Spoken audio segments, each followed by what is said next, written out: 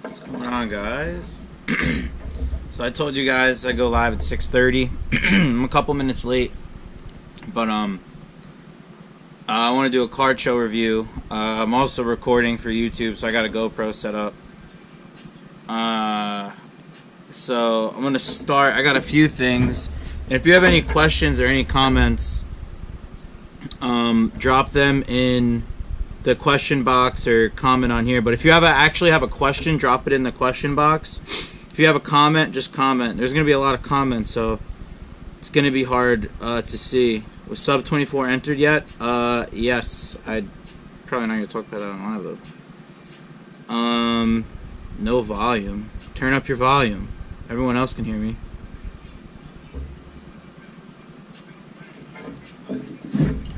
So I got a few points I want to talk about. Like, there's a few things that you have to talk about when doing a show.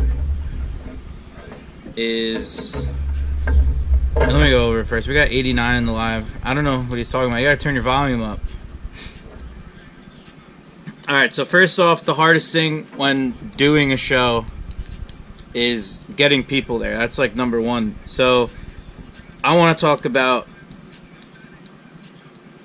it from the perspective of a vendor, from a show goer, so someone that's walking the floor buying, someone that's just going to the show paying general admission, and from a promoter's perspective. So I've done all three, vendor and show goer more so, but I promoted a few shows. Although they weren't my own, I understand what goes into it because I've been behind the scenes of a ton of shows. So first off, just talk about the days. So Friday, Saturday, Sunday. It's a normal breakdown of a bigger show. The days are perfect. I like how Dallas does Thursday, Friday, Saturday, Sunday. But if you go to Dallas, so let's just compare this to Dallas for now. Sunday in Dallas is a ghost town. Dallas sucks on Sunday. Absolutely brutal. It's a ghost town by like 11:30 because everyone's catching a flight home Saturday night or Sunday morning. So I kind of learned my lesson with that. And then for Atlanta, I looked at it as I'm going to fly home, Sunday. Although I'm flying home to something different from a lot of people, I'm flying home to take care of two shops. I run a live sale every Monday, and then we get ready for breaks. So when I'm not here, it's not the same. So I have other stuff to come back to. But most people, like there's some other YouTubers and stuff, like they go to the shows, they're there, and then they go home and just rest until they have to go live on Whatnot or something. So I'm not talking about, like, one-day shows is different. I'm talking about overall as a 3-day card show. This is not a one-day show. We all know that. So I obviously wasn't there today. I left this morning because of that. But I heard from other people. I also talked to some of the vendors and some other people that I trust their opinion on the show. Overall, it was positive with, a few negatives mixed in. I'm going to give it an overall rating to 10 at the end of this. But so my perspective first, and then I'll talk about things that I heard from other people. So I set up Friday and Saturday. I came in Thursday night. I think the smart thing to do for a 3-day show is, if you have the time, fly in Thursday night, because if you're taking a flight Thursday, the day of the show, you're going to be beat that day. So the way I look at it is, Friday is a day where that's where you kind of want to, walk the room and see what you got going on. So after walking around and setting up Friday, so I'll talk about walking around first. So you walk in Friday, that's when you want everyone to be set up. As a promoter, you want all your vendors to be there already. You want them to be set up for the weekend. I understand some people have, real jobs, and some tables are empty Friday. But I noticed on Friday compared to Saturday, there were still a lot of empty tables, especially around where I was. So I was at the end, and originally the entrance, and this is just an organization thing, the entrance was supposed to be on the side where I have the table, because I shared a booth with Card Hogs. So if you look at it, that kind of fucks it up, because we were told there's a table right in the front of the entrance. It's a lot more foot traffic as opposed to being right there when people walk in, compared to the other end where people are actually coming in. So it was aisle 100 to 1200. So we were in aisle 1100, which wasn't ideal because it's all the way at the back. I like the way the room was set up though, like eBay in the middle. It was really nice. Like that's one of their sponsors. We'll talk about sponsors too. I have a lot of things to talk about. I'm kind of like rambling a little bit, but going on. I liked how eBay was in the middle. I liked how the basketball was in the back. We'll talk about the basketball as well. That seems to be a hot topic. I like the way the aisles were. You know, there's a lot of space for vendors. I like that. Another thing for the vendors, though, the tables were brutal. So if you were there Thursday, and I saw pictures, I wasn't there Thursday yet, but I saw them Friday, they ended up having the tables covered in, you know, like party... What the fuck do you call them? Party tablecloths, like the really thin ones that go over there, and they have the drapes that they stapled to the tables. So I understand why they're wood, because they stapled those drapes to cover the underneath of the table to make them look more presentable. They did that, which was cool, but those tables were narrow. I mean, for example, a regular folding table is what you get at most shows, usually either 6 foot or 8 feet long by about 2.5 to 3 feet wide. So these were much more narrow than a normal table. So I do have a checklist right here, and this is what I'm gonna keep doing. I have a checklist of stuff that I'm talking about. So a normal table at a show is either 6 foot or 8 foot. These are more narrow. So for example, if I was to take a showcase, a normal, you know, one of those showcases from Perth Amboy, one of the metal ones, and put it horizontally, it would be off the table more than it usually would. If I put it, I'm talking vertically. If I put it horizontally, it's literally taking up the entire width of the table. So that's something that dealers didn't like, especially if you have value boxes, because I didn't have 4-row boxes, but there was a 5-row on our table. So usually you want to be able to put a 5-row up here and a 5-row here. You want to do 2 rows of boxes. And you weren't able to do that. You could have 1 5-row and that would be it. So people who brought boxes with value stuff and slabs, it was not ideal for them. I had a showcase, a normal size showcase that I rented for $50, which is normal. Usually, you know, showcase rentals anywhere from like $30 to $50, so $50 is normal. So that's about it for the tables. Also, if you did peel off like the skirt for the table, there was staples, but the tables were not like, not gonna lie, like I thought the tables were yeah, you guys rented the tables. That's smart. But I thought those were some of the worst tables I've ever seen at a card show. And that's not like a big deal, but as a vendor, you want to make the vendors happy. And I know other vendors weren't happy about that, but you make the most of it. I'll go organization-wise. So Raphael, Prism God, and Wiz, and Mike, and Prism Goddess, and all of them, I thought they did a really good job of, you know, making the show organized with the way the tables were, the setup. I did hear a couple people complain about checking in. I'm not going to name their name because I mean that's not me, but they said they went to go check in and apparently somebody had already checked in for them already. So that's kind of weird. I guess it just trickles down. Like it's hard. I know this is the second show. I wasn't at the first one, so it's kind of hard to hear. But I did hear from people compared from the first to the second that they thought the second was definitely better, and it took, you know. Show number 2 is like make or break for the most part. So if you can improve from the first to second, then you're looking good. I thought overall it was a good show, but I'm going to get to the overall thing later. So organization, I thought it was good. I heard things from different people. Like I said, they changed the entrance from what I've heard, where people were supposed to go in. Dealer tables, we talked about that. So as a show goer, so like I said, I came in Friday for the first time. Your table didn't even have a skirt. Well, that's another thing about the tables. There was a ton of empty tables. So as a promoter, the last thing you want is empty tables at your show. You don't want people to say, there's fucking empty tables here. Nobody's here. There's no people set up. So that was kind of a bummer. But obviously where the entrance was, that's where they gravitated towards the most because there's more. Those tables weren't empty at all. But the further you got to the end to aisle 1200, there was, I got to say, like, about 15 to 25 tables that were empty, and that's not what you want to see at a show, especially a big show. So for example, I saw a lot of people, I pay attention to people's stories, and a lot of people are like, the best ran show I've ever seen.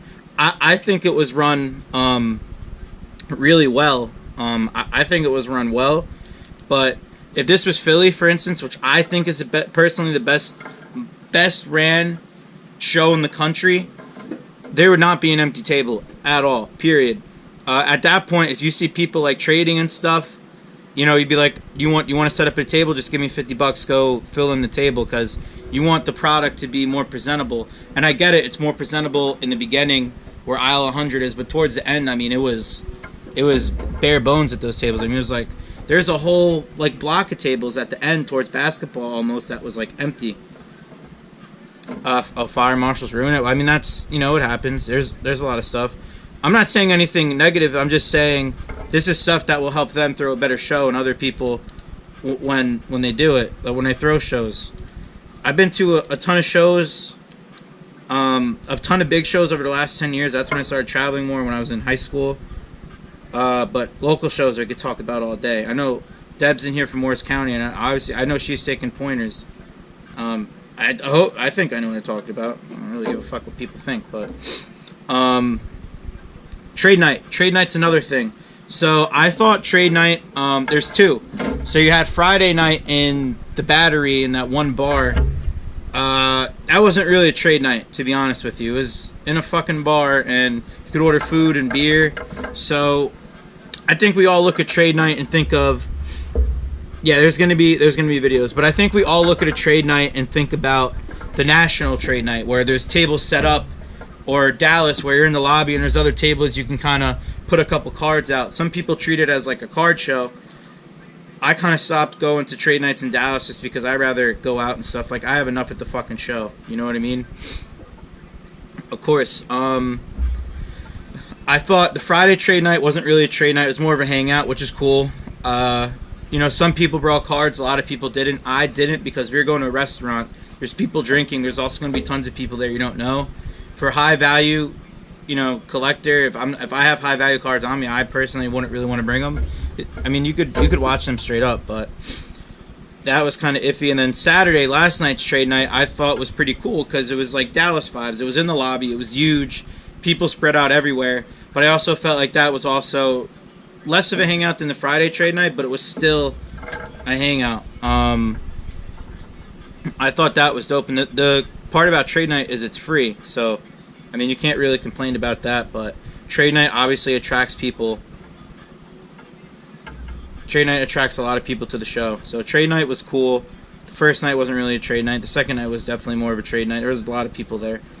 I actually popped out. I didn't really bring cards, but I just wanted to check it out. Alright, so next up I want to talk about promotion. So I think Raphael and the whole, you know, Prism God team, Culture Collision, they do a great job of promoting. I mean, it's smart that if you guys aren't on Facebook, they have a Facebook group where you can specifically go to their group and post stuff about it, and everyone who's going to be there, it could be showgoers and stuff like that. I thought that was creative. You have a group where you can talk to people that are going to be there and do that. Promotion on IG, I mean, they paid fucking IG ads out the ass, which is dope. So they paid a lot of money for Instagram ads, because I was getting the sponsored ads in my story, sponsored ads on the feed. Raph did a lot of, I saw he did a lot of podcasts. A lot of people had him on podcasts. He did some live videos talking about it. He did all the right things. His boys, Wiz and Mike, they obviously promote the shit out of it too for him. I thought that was dope. I'm not talking about any other shows but Atlanta right now, so I'll talk about those. So listen, Moon, that's eBay even promote them. So this is what I want to talk about with sponsors. I'm talking about just them promoting the show. So when you have sponsors, a lot of people think like, so when you run a card show, you want people who have all these fucking followers and all these brands who have all this money to be a part of it. So when you have these brands part of a show and a bigger show, there needs to be something in it for both of you. So your value as a promoter is to get them there and have them as an attraction. The brand, so eBay for example, their goal is to go there and promote their own brand. So as far as I know, with the shows that I've been involved, is people are, like, brands like eBay, for example, they don't have too much money into this. I'm sure there's some kind of dollar amount that they paid to sponsor it, but I know, for example, some sponsors don't pay much just because the promoters in these shows want these big names there. That's just how it is. But I think a lot of people lose the point of the fact that there really is like you got to know people to get these big companies there, and they did a great job of getting sponsors. I personally, I thought they did a good job with the sponsors, especially eBay. I mean, eBay promoted them on their site, and that's what again, I'll say it again. There has to be something for both people, both parties involved.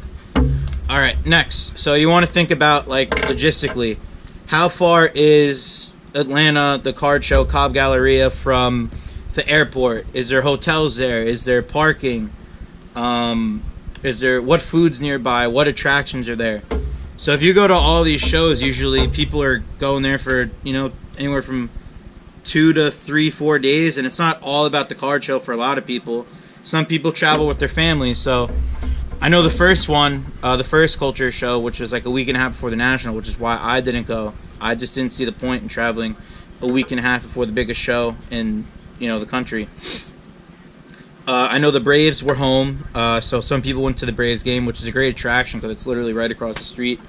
As far as hotels, there's a bunch of hotels around there. Some people were complaining that the only one that's connected is the Renaissance. I mean, how many hotels do you want to be fucking connected to a convention center? Walk across the street. I stayed at the Hampton Inn, no big deal.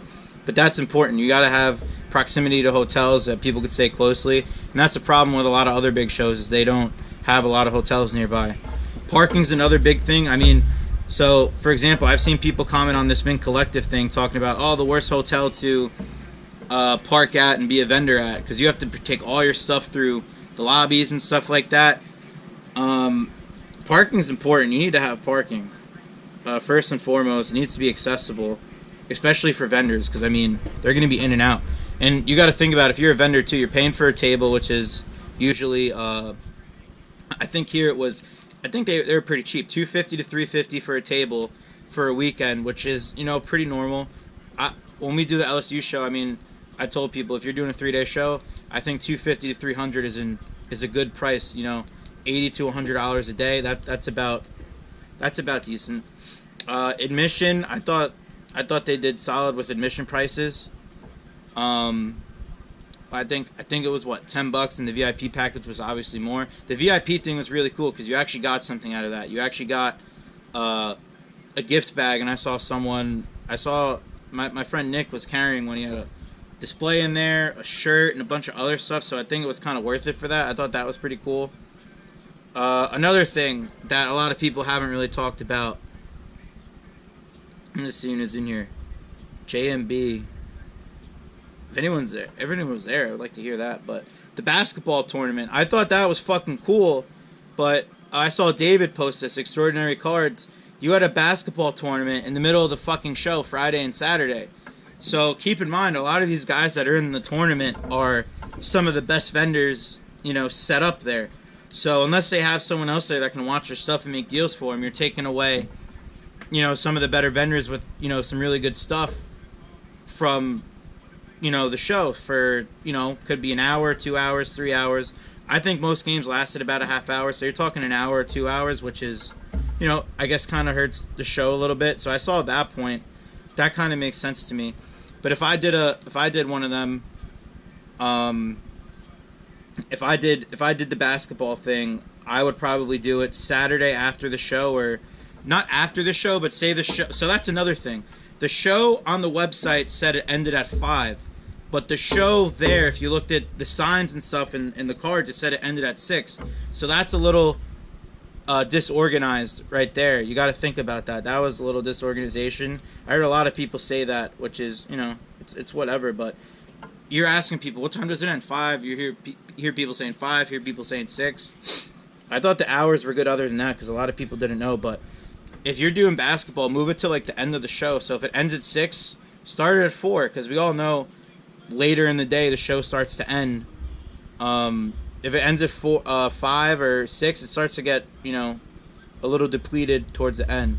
I have a couple other notes here I wanna say.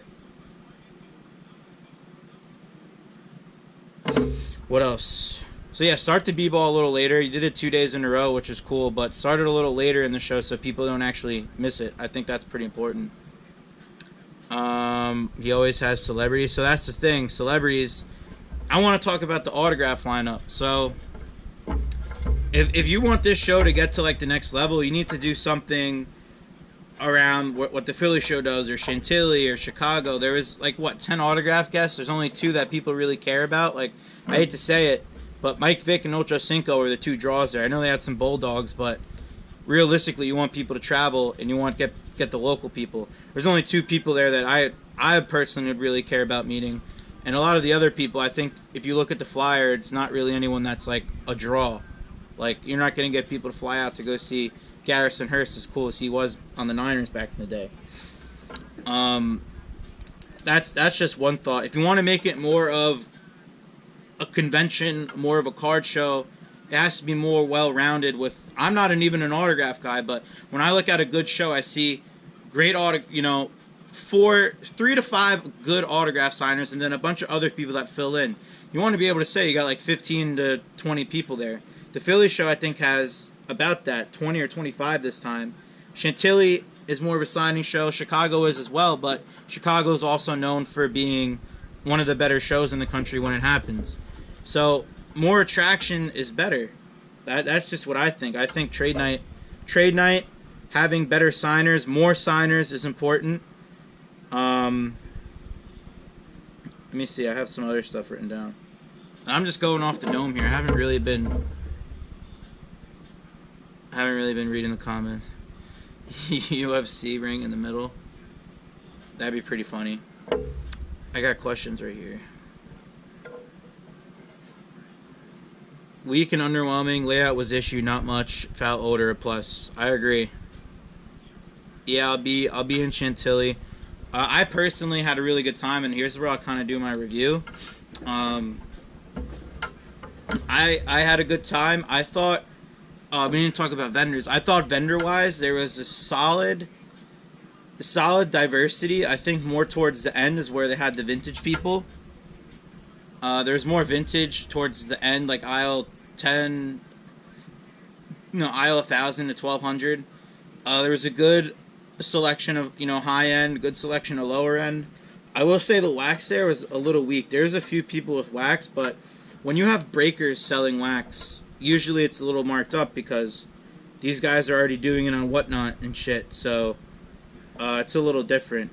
But I thought it was a good show too. There's never gonna be a perfect show. Like you're never gonna please everyone. That's my point. I was pleased, but there's also things that could be improved on. You know what I mean? That's what I think. Other than that, personally, I had a good time. Like I said, my biggest issue was the tables were small.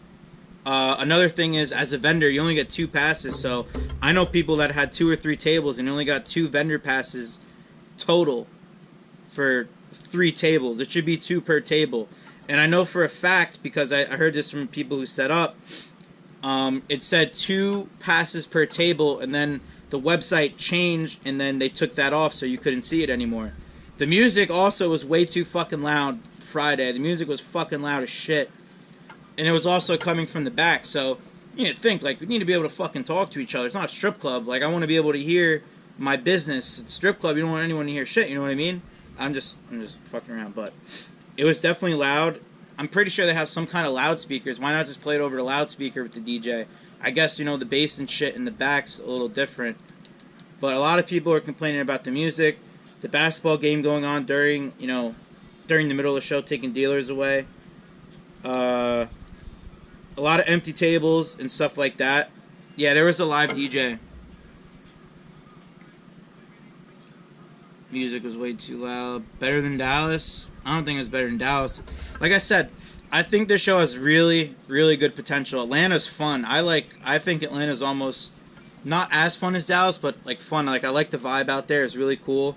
It's East Coast. It's not too far from a lot of the other cities. So like, guys from my area, New York, Philly, Connecticut, we'll all go there because it's an hour and a half, 2-hour flight. It's easy. I'm not going to Dallas. I'll be in Philly. Philly's too close not to go to. Overall, I would say I would probably give it like an 8 out of 10. I think 8's a really good grade. 8.5 maybe. Because there's definitely a lot of things that can improve, but it's little stuff. Like, the show has a vibe. The show has everything going for it in terms of getting people there and having the right vendors. Besides, I think wax it lacked a little bit. It's just little things that you can tweak to make people a little happier, like the music, better tables, actually have the hours right on the thing and stuff like that. Other than that, I don't really have too much to say. Let me check my notes again. If you guys have any questions or anything that you want to comment, and I'm recording for YouTube right now too, so that's why I haven't really been looking at either camera. This will be posted. It's just like a fucking, just posting it. That's all. Nightlife was cool. The stadium, close by. Airport's not too far. Well, the airport's like 30 minutes, which I don't think 25-30 minutes. It's not far. One day, yeah. So the autograph signers are only basically one day too, which is Saturday. Usually you want to have it at least Friday, or not Friday, Saturday, Sunday. You want to have 2 days of autographs because that's more foot traffic. I don't know. The food was a little expensive there, but that's not on them. Was it a profitable trip? I mean, I bought more, definitely bought more than I sold. Like I said, I was kind of in the fucking corner, so it was not ideal for being set up. I usually always buy more than I sell. It's just how it is. Alan Iverson into my shop. I'm in Jersey. What? I mean, you could DM me. I don't really know what the card is. Don't you think having a big wax dealer hurts the other vendors who have wax? I mean, it's all about competition. I mean, if you have one big... So if you know, specifically if you're talking about Ted.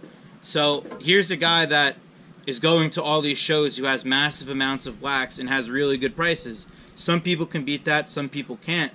But you want someone that has all that wax there. You don't want one guy, because that one guy is not going to have everything. That's just how I look at it. How far was the show from Magic City? I didn't end up at Magic City, but probably wasn't like that. What show do you consider a 10 or close to it? So for an 8 or an 8.5, that's solid. I think Dallas is up there. Dallas is just unorganized as fuck. Philly's up there. The National's on a whole other level. Like, you can't compare anything to the National. When you talk about big shows, the National's not involved because that's its own fucking thing. It's a week long. That's different. Those are some of the better ones. Chicago or Dallas better? Probably Dallas. But I think Philly is the most well-ran show in the country. I'll be there again. I just think they're gonna start phasing out some of the vintage people, and it'll be even better. And there's gonna be a trade night. But all you can do is, like, as running a show, because as I get into it more, you want to hear feedback like this and other people sending stuff in. That's just how it is. So I'm basically going to end this here. I just want to do like a quick review. Final score on the Atlanta Culture Collision Trade Show. I'm going to give it an 8.5 because I think it has a ton of potential. I said 8.5, so I'll call it an 8.5. Like I said, I'll say it again. Prism God did a great job promoting. He really did take care of people. Just could be a little... I think it's organized well, but could have a little more organization as far as what the website says compared to what the dealers actually say. Could fill up the tables a little more. Move the basketball tournament back a little bit. And lower the music. Lower the fucking music so people can talk.